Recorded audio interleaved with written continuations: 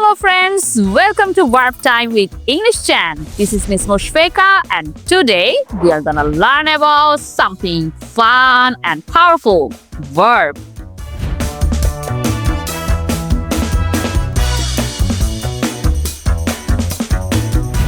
Verbs are action words. For example, I jump, I smile, I clap. Those are all verbs.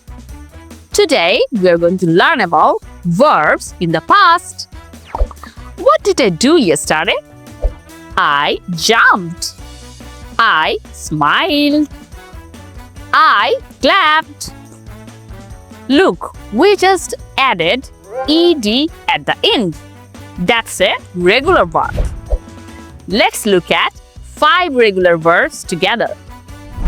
Walk, walked.